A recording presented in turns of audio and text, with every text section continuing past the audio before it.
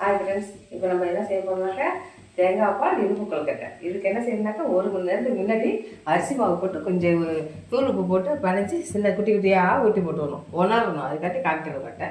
அதுக்கு தேவையான போது சர்க்கரை, தேங்காய் பால், ஏலக்காய் பொடி இந்த கொதிக்குது. இப்போ போட்டுக்கலாம். இது உணரணும், அதனால் உங்களுக்கு காமிக்கிறேன். இது 1 மணி நேரம் ஆச்சு. அந்தமாரி வச்சு இது போட்டுருக்கோம்.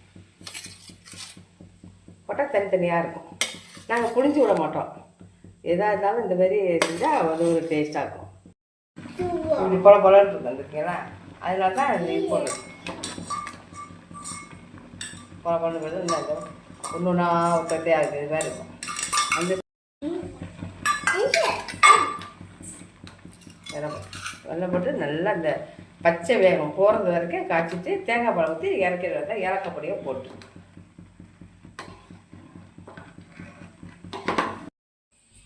பால் கொழுக்கட்டை நல்லா இந்த வெல்லம் கரைச்சிட்டு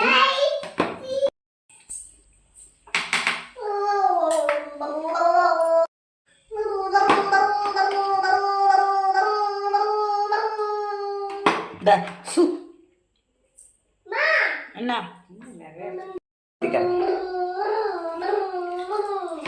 தேங்காய் பால் டேஸ்ட்டாக இருக்கும். இது நீங்கள் தேங்காய் நல்லா ரைஸாக திருவி போட்டுக்கலாம். திருவி நல்லா இவ்வளோ போட்டுக்கலாம். நாங்கள் அந்த தேங்காவை பாலாக முடிச்சு வருக்கோம், பாப்பாலாம் சாப்பிட்றதுனால. அதனால் தேங்காய் தான் முக்கால்வாசி திருவி போடுவோம். தேங்காய் பால் ஊற்றிக்கலாம். உங்கள் சாய்ஸ் எதை பார்த்துக்கலாம். நாங்கள் தேங்காய் திருவி இன்றைக்கி பால் ஊற்றிருக்கோம். கரெக்டாக போய்ட்டு இறக்கிடலாம்.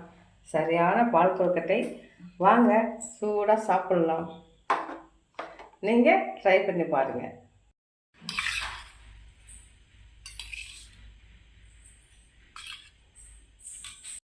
பால் கொட்டை ரெடிப்பா. இதை இப்போ பேத்திக்கு கொடுத்துடலாம். சூடாச்சு கொஞ்சம் கொடுத்துடலாம். பேரன் தான் டியூஷன் போயிருக்கான். இந்த பேத்திக்கு கொடுத்துடலாம். வா, இந்த சுட்டு ஊதி ஊதுங்க ஊதுங்க ஊதுங்க பட்டு ஊதி ஊதி சாப்பிடு.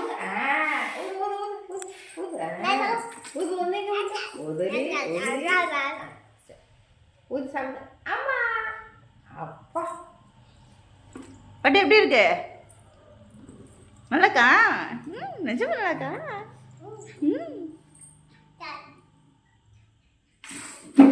நல்லா இந்த தேங்காய் பால் ஊற்றினதுக்கு நல்லா இந்த கொழுக்கட்டெலாம் ஏறி வெள்ளம் ஏறி ஏறின வாசனையோட தேங்காய் திருவி பண்ணதை விட இந்த பால் ஃப்ரை பண்ணுங்க. வயிற்றுக்கு நல்லது.